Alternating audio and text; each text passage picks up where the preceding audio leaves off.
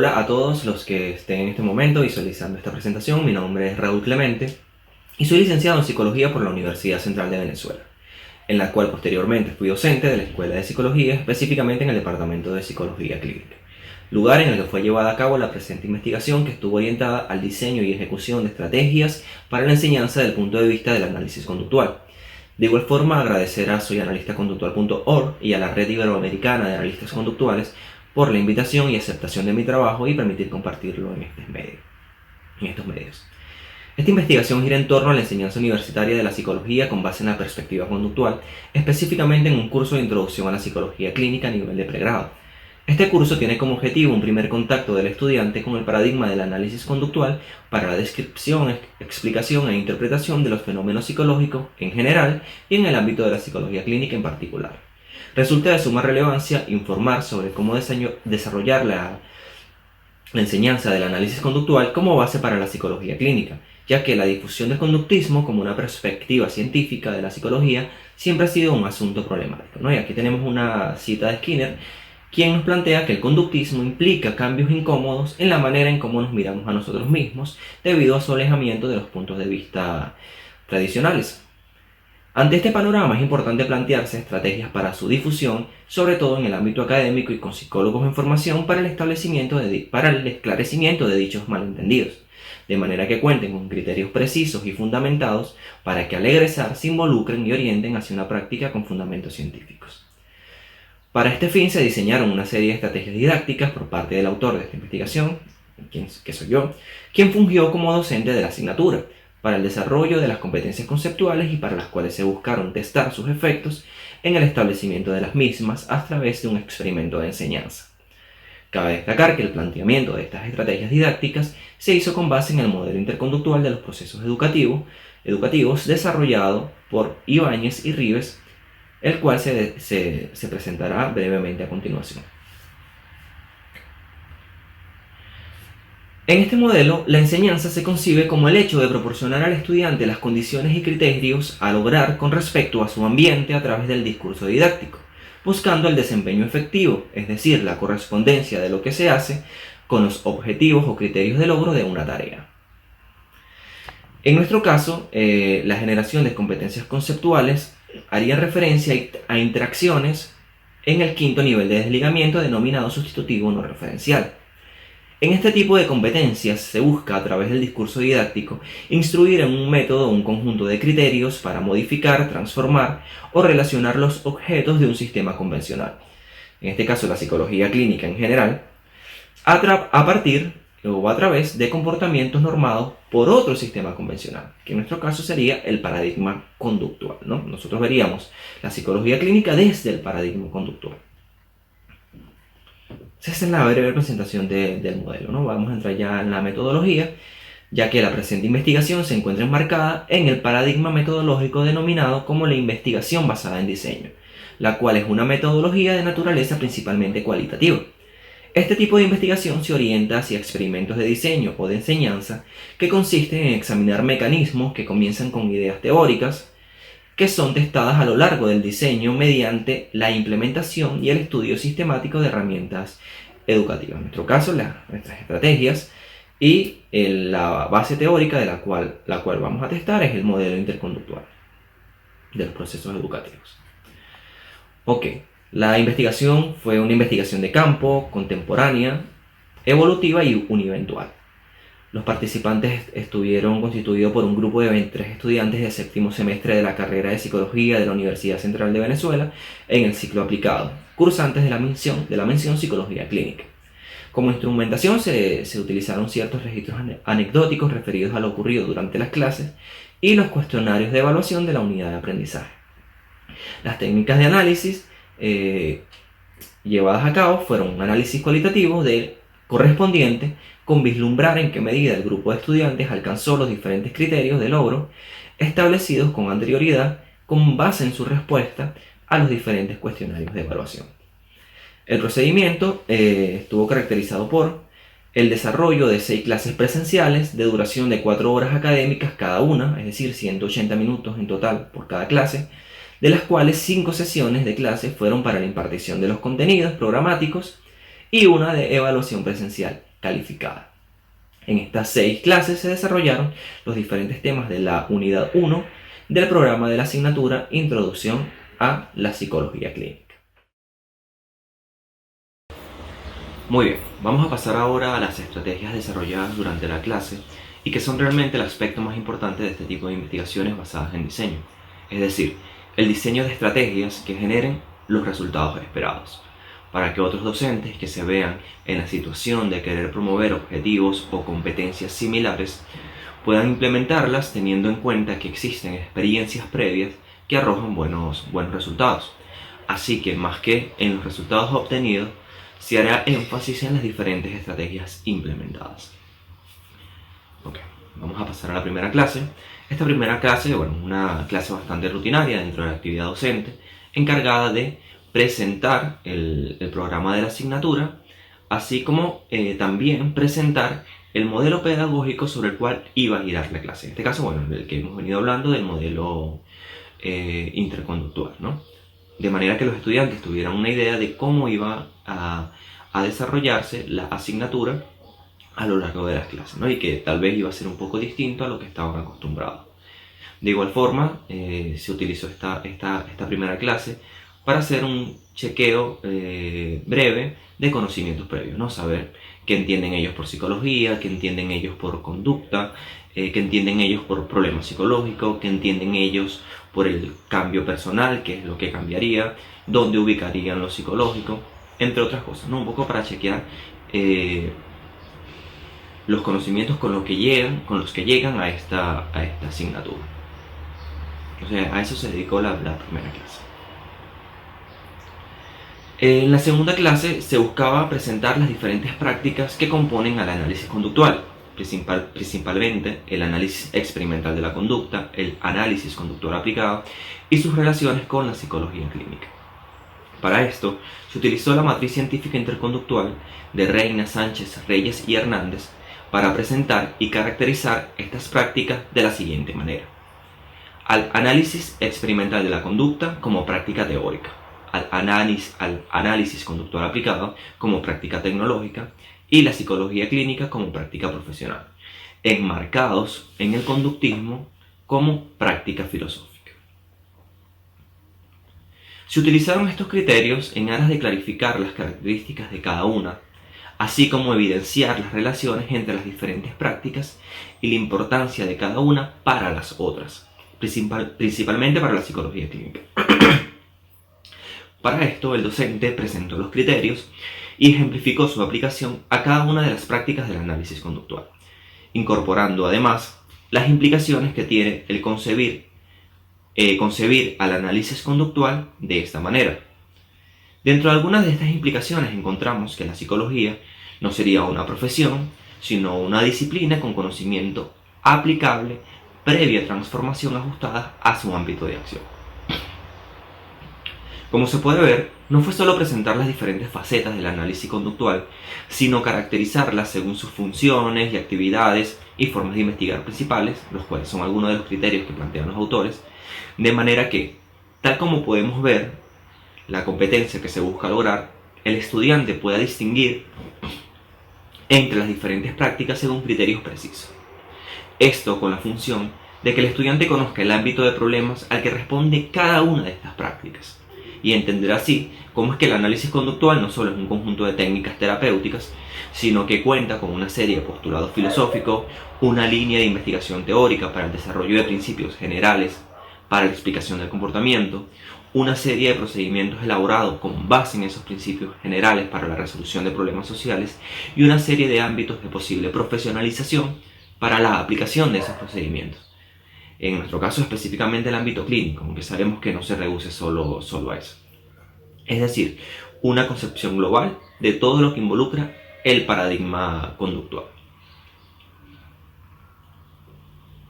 Pasemos a la tercera clase.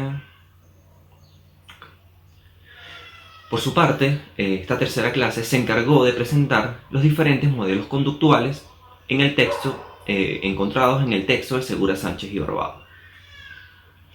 Fíjense que las competencias involucradas en esta clase son definir y describir el evento psicológico como paradigma y proceso, lo cual se evidenciaría si el estudiante, al definir el objeto de estudio de la psicología, hace referencia a elementos estimulares y de respuesta para describirlo.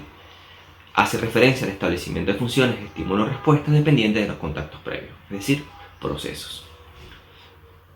Es decir, definir y describir el evento psicológico como paradigma y proceso desde el paradigma del análisis conductual. No, me faltó mencionar eso. Por lo que para la presentación de los modelos se hizo uso de una versión simplificada con fines pedagógicos de las representaciones paradigmáticas de los diferentes objetos de la psicología desarrollados por Ribes y Iniesta. Esto posibilitaba que los estudiantes no solo pudieran saber cuáles modelos conductuales existen, sino tener un referente visual de cómo se representan los elementos que los constituyen y las relaciones existentes entre dichos elementos, ¿no? Que esas relaciones serían los que nos darían cuenta de los procesos intervinientes dentro de esa manera de concebir el comportamiento. Entonces, cada modelo se le presentó a los estudiantes paradigmáticamente. De igual forma, para cada modelo también se les presentaron las fórmulas que las autoras establecen para cada uno y que representan de manera resumida los elementos de los cuales se componen los diferentes modelos. Fíjense cómo los materiales bibliográficos se ponen a disposición de las competencias e indicadores de logros esperados. Y eso es labor del docente, no del texto. Con todo esto, los estudiantes podían identificar con mayor precisión cómo se diferencian o se asemejan los diferentes modelos entre sí, aunque todos dicen llamarse conductuales, ¿no? Y las implicaciones que tiene cada configuración de los elementos para el entendimiento y explicación del comportamiento, así como de los conceptos utilizados. Por ejemplo, el concepto de conducta, el de respuesta, el concepto de estímulo, no es el mismo en todos, aunque se llamen igual. Tienen funciones distintas y además tienen implicaciones diferenciales para la formulación de casos clínicos. De igual manera, en la clase anterior el docente presentó los criterios de representación paradigmática y luego ejemplificó la aplicación a los diferentes modelos conductuales, lo que facilitó la explicación de las semejanzas y diferencias paradigmáticas entre los modelos, así como las implicaciones de cada tipo de paradigma para sus elementos, teniendo en cuenta que se hizo énfasis en el modelo interconductual, así como en sus ventajas para el estudio de lo psicológico y la práctica clínica, dado su énfasis en las relaciones funcionales entre el entorno y el organismo. Sí, y además, si llegan a leer el texto, se dan cuenta también que las autoras tienen una posición inclinada hacia la manera interconductual de concebir el comportamiento. Okay, vamos a ver un ejemplo de estas representaciones paradigmáticas. Aquí vemos algunos de los modelos trabajados, ¿no? Las zonas grises hacen referencia a elementos hipotéticos, las zonas rosas hacen referencia al mundo y las zonas verdes hacen referencia al organismo. Las flechas hacen referencia a la dirección de la interacción y el grosor de las mismas hace referencia a su relevancia dentro del paradigma. Es decir, las líneas gruesas hacen referencia a interacciones de importancia explicativa y de interacción directa, y las delgadas interacciones menos relevantes en la explicación del comportamiento según estos paradigmas. Si sale del ambiente, la flecha, es decir, de la zona rosada, se refiere a estímulos. Si sale del organismo, es decir, de la zona verde, estamos hablando de respuestas. Y si sale de lo hipotético, estamos hablando de procesamiento mental o psíquico. Como pueden observar, el modelo dinámico plantea que el mundo actúa sobre el aparato psíquico y luego es el aparato psíquico el que determina el comportamiento. Por su parte, en el modelo operante vemos que hay una interacción bidireccional en la que el mundo afecta de manera directa al organismo sin pasar por ningún procesamiento. Y el organismo afecta al mundo con su respuesta. Ahora, si vemos el mediacional, podemos ver la semejanza en la lógica explicativa en lo que respecta a los elementos tratados. Y además, podemos ver cómo se asemeja al modelo dinámico. Por su parte, de igual manera es evidenciable cómo se asemeja el modelo operante al interconductual en cuanto a la reciprocidad de la interacción y a la ausencia de elementos mediadores. Si bien no son del todo igual, en ambos casos la lógica de la explicación presenta sus similitudes, ¿no? Y esto era lo que se le presentaba al estudiante. Y esto se hizo con cada uno de los modelos. Como ven, también en cada uno de esos modelos se encuentra la fórmula, que eso sí se encuentra dentro del texto de Segura Sánchez y Orbao. Muy bien. La cuarta clase estuvo dedicada fundamentalmente a la presentación de los diferentes modelos dentro de la psicología, aparte del enfoque conductual. Y si vemos las competencias involucradas en esta clase hablan de distinguir, comparar y diferenciar el evento psicológico abordado y explicado desde el análisis conductual del de otros modelos. Y se supone que en la clase anterior ya sabemos cómo lo aborda y lo explica los modelos conductuales, sobre todo el interconductual. Y ahora vamos a conocer cómo lo abordan y explican otros modelos que también están dentro de la psicología clínica. Estas competencias se expresarían en que el estudiante tendría la habilidad de formular características generales de esos otros modelos y ya conociendo las características generales del análisis conductual, podría identificar similitudes y diferencias entre ellos, pudiendo expresar dichas diferencias a través de las implicaciones de concebir el evento psicológico de esa manera particular. Y fíjense cómo esta tarea se ve sumamente facilitada si se logra que los estudiantes puedan representarse paradigmáticamente estos nuevos modelos, tal como se hizo en la clase anterior, y efectivamente eso fue lo que se promovió. Razón por la cual se le dieron a los estudiantes una serie de pautas para el desarrollo de la clase, en la cual ellos debían aplicar a los modelos de la psicología clínica los criterios de las clases vistos en las dos últimas clases, es decir, los criterios para identificar un tipo de práctica y para representar tanto paradigmática y formalmente un modelo psicológico, estableciendo las semejanzas con los modelos vistos anteriormente. Al poderlos representar paradigmáticamente y observar cómo se relacionan sus elementos, tendrán mayor capacidad para distinguirlos y compararlos y diferenciarlos de manera que solo conociendo, de manera distinta solo conociendo lo que se dice de ellos. Porque si yo sé que el modelo conductual luce de cierta manera, al representar otro puedo ver cómo se diferencia o se asemeja.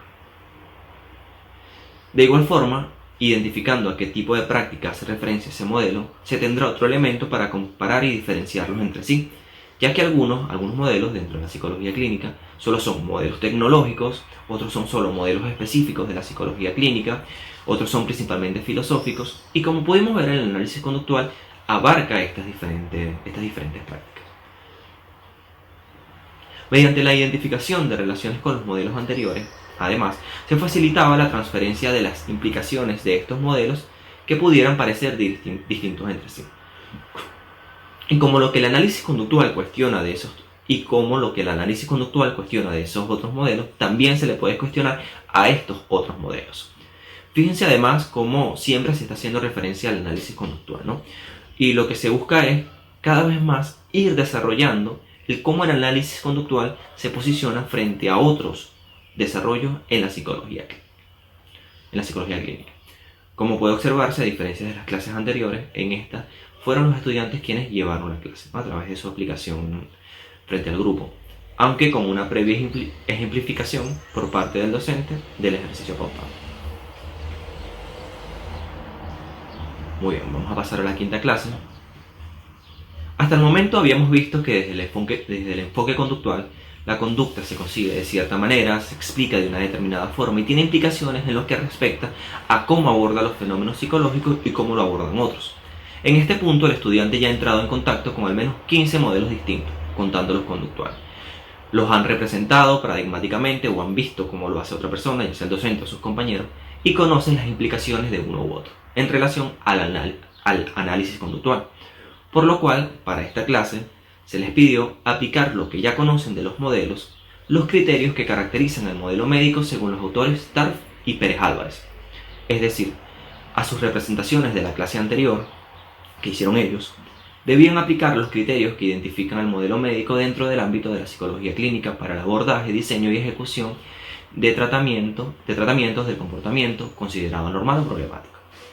Entonces, fíjense cómo se posibilitan cosas tales como si se identifica como un modelo claramente dentro del modelo médico, por ejemplo, al modelo dinámico psicoanalítico, pero si en la representación paradigmática este modelo comparte algunas características en su representación con otros modelos, aparentemente alejados entre sí como el mediacional, al menos en un primer momento será posible identificar ese modelo también como representante del modelo médico, ya que ambos están planteando ciertos fenómenos internos en el individuo que están funcionando de manera inadecuada y que son los que finalmente producen los comportamientos problemáticos.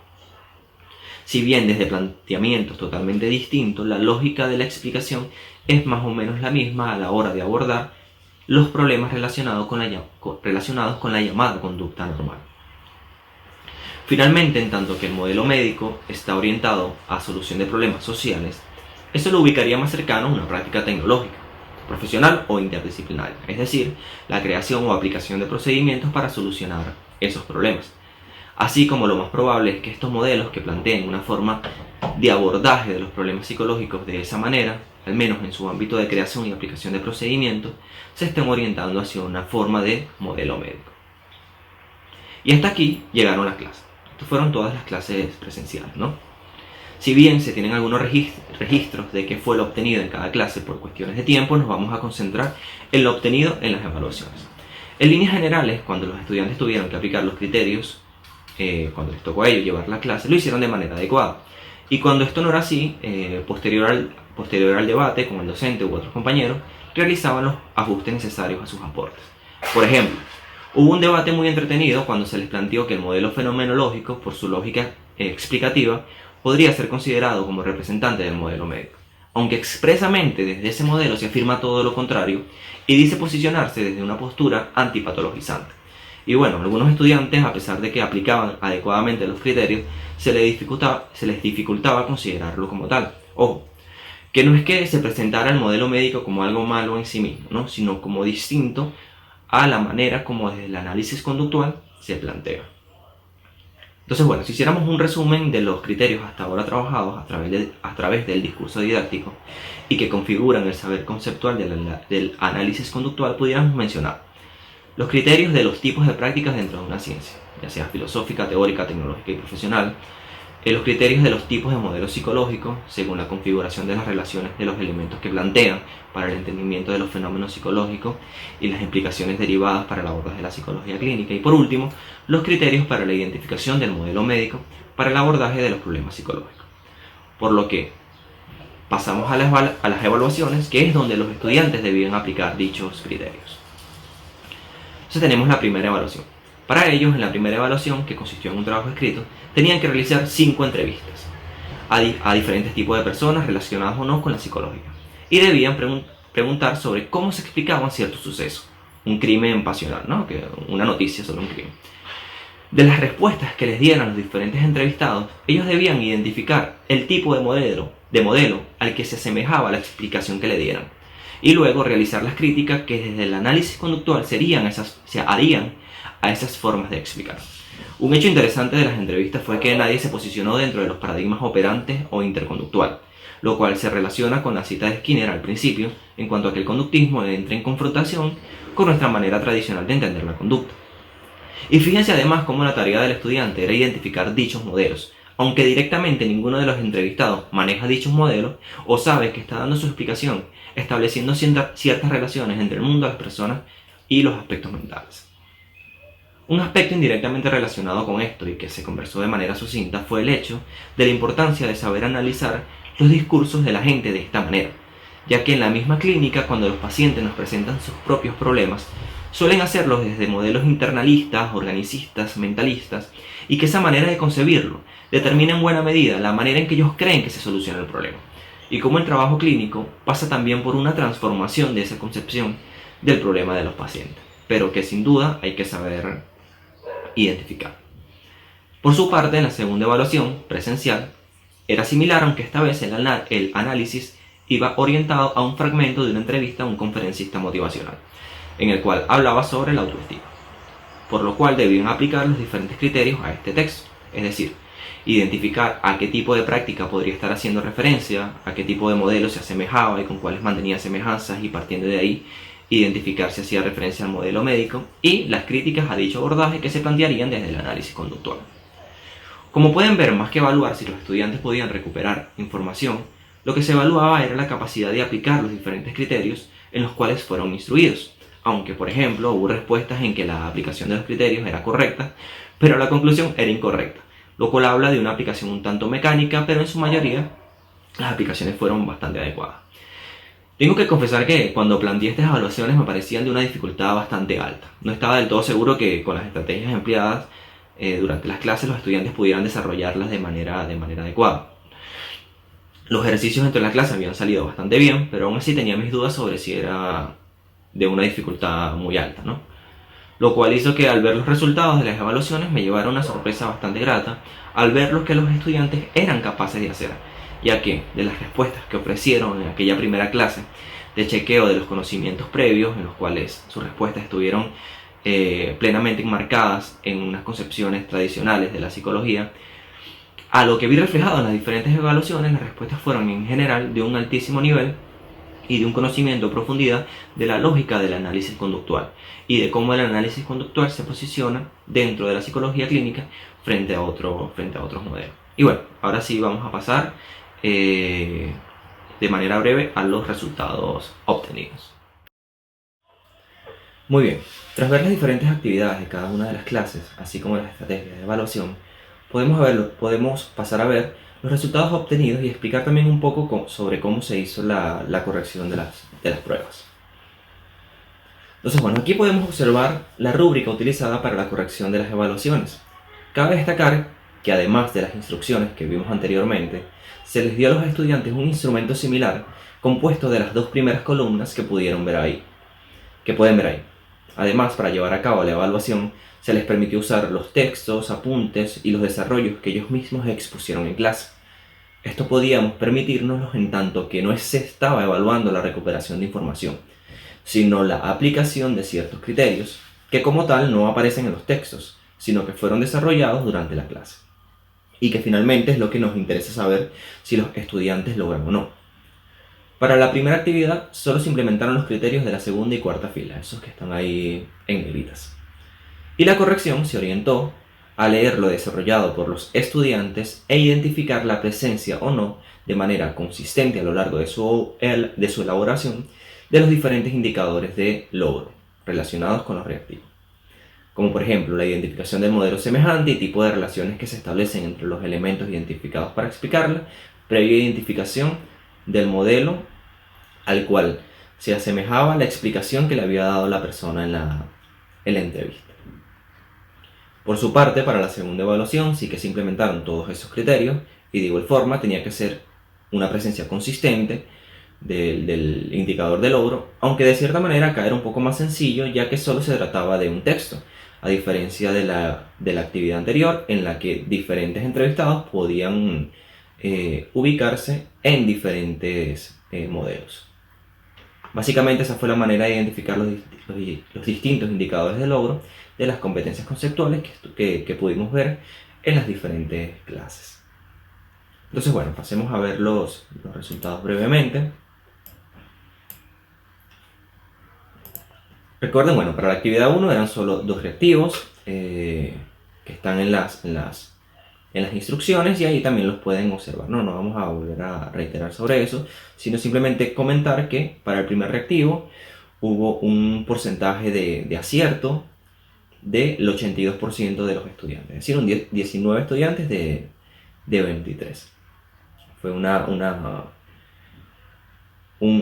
grado de acierto un nivel de acierto bastante alto, ¿no? Un poco más bajo fue el logro del segundo reactivo, en el cual los estudiantes tenían que plantear las críticas del análisis conductual, en el cual solo un 56% de los estudiantes mostraron de manera consistente los criterios de logro. Sin embargo, como vemos, la mayoría de los estudiantes aprobaron la evaluación o demostraron el criterio o demostraron la competencia y los indicadores de logro. Por su parte, en la actividad evaluativa 2, que se correspondía de cuatro reactivos, vemos que en el primer reactivo, el dedicado a identificar las prácticas o el tipo de práctica, un 74% de los estudiantes lo logró. En el segundo reactivo, en cuanto a establecer las semejanzas o diferencias con los modelos en relación al texto que se les dio para la evaluación, vemos que hubo un porcentaje de acierto del 91% y es interesante ver esto porque es ahí donde se hizo más, es ahí uno de los puntos donde se hizo más énfasis a lo largo de la clase, ¿no? Estas representaciones paradigmáticas que nos permitimos a través del texto de Ribes Iniesta. Luego tenemos el reactivo número 3, en el cual tenía que identificar el modelo médico en este texto, y vemos que un 83% de los estudiantes pudieron llevarlo de manera adecuada. Y por último, el reactivo número 4, que hacía referencia a las críticas que se le harían desde el análisis conductual.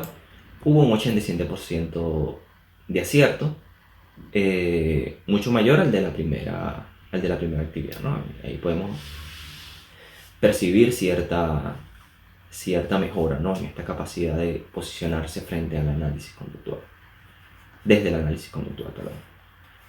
Muy bien, llegamos a la discusión.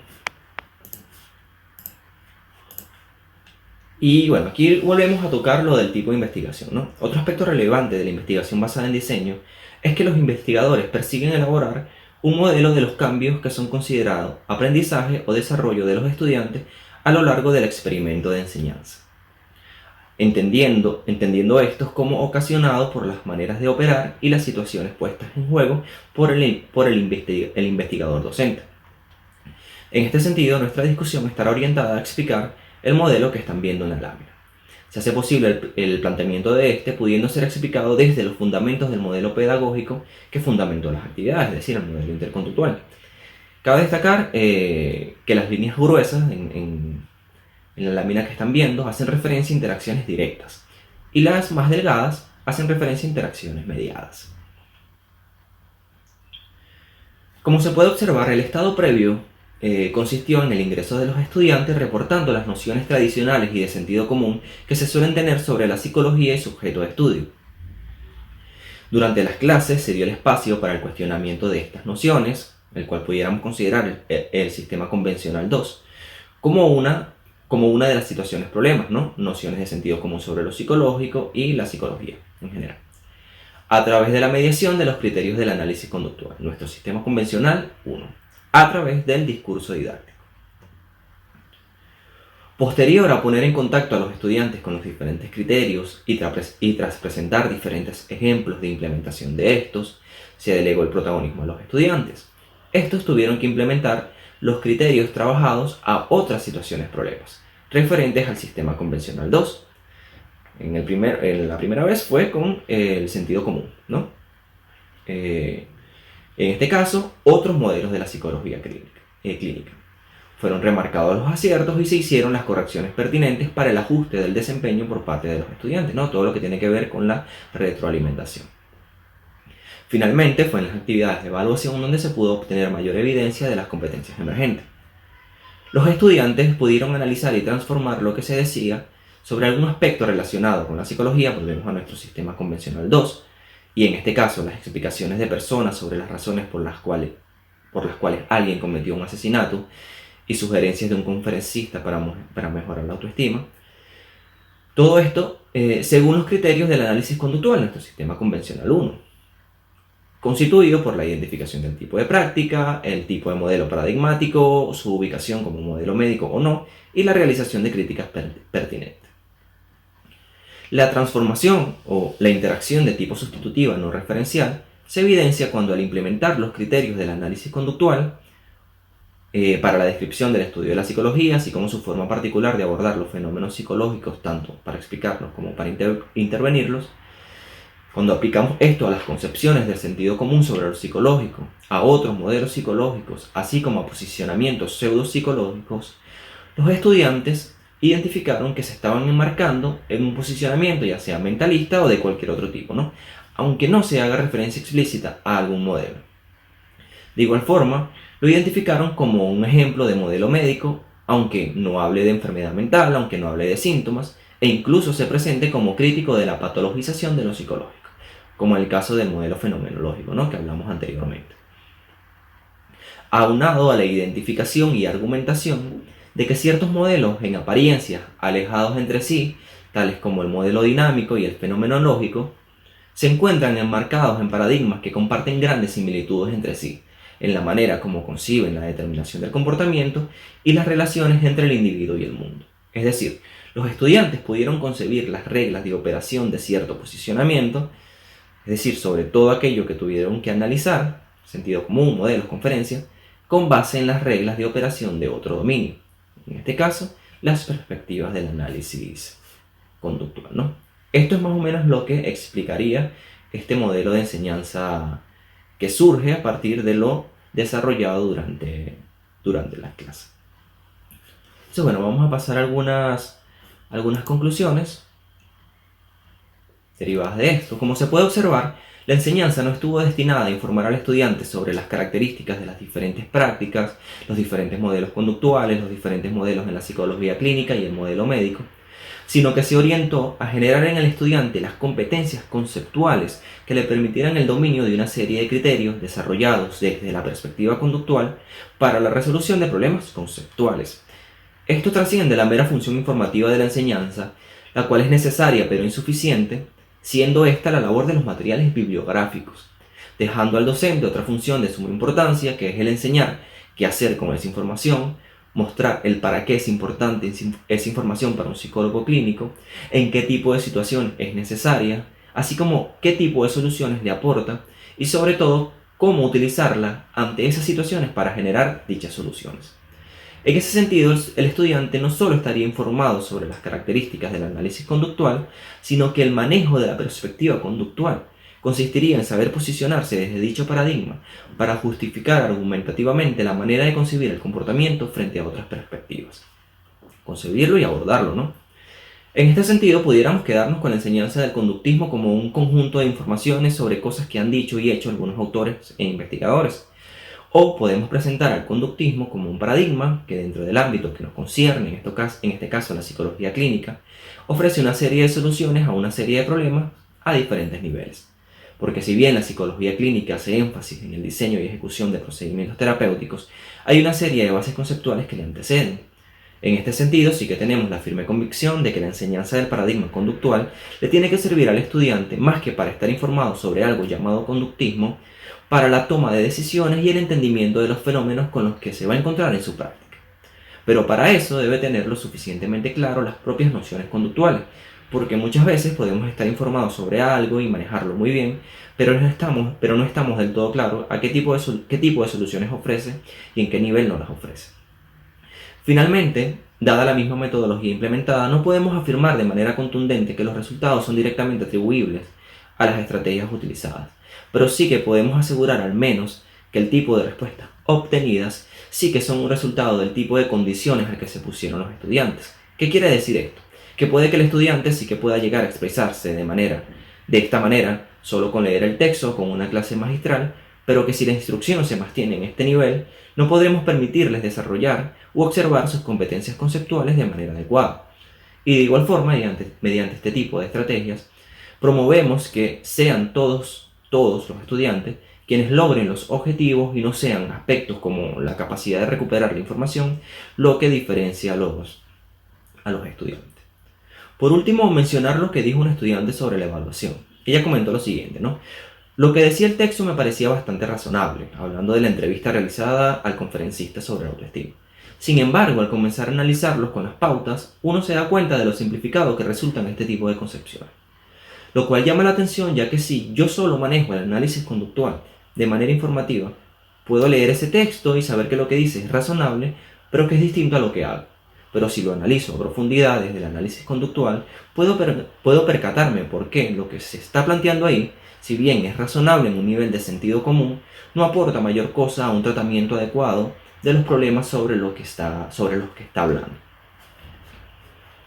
Entonces, bueno, hasta ahí las conclusiones. Aquí podemos ver ya la bibliografía utilizada. Y bueno, esta ha sido toda la presentación. Muchas gracias a los que se hayan tomado el tiempo de presenciarla y esperando también que les pueda servir o ayudar de algo, tal vez no toda, pero sí alguna de las clases, para sus propias prácticas docentes. Y bueno, aclarar que en el texto que saldría publicado habría muchos más detalles de las clases, ejemplos de respuesta de los estudiantes, los textos utilizados para las evaluaciones, entre otras cosas. Sin embargo, lo fundamental fue mostrado en esta presentación. Finalmente, bueno, agradecer a los diferentes profesores del Departamento de Psicología Clínica de la Escuela de Psicología de la Universidad Central de Venezuela, que mientras estuve entre sus filas fueron un gran apoyo para el desempeño de mi propia práctica docente. Así que bueno, un saludo afectuoso a todos ellos desde España, que es donde me encuentro ahora. Y bueno, esto ha sido todo.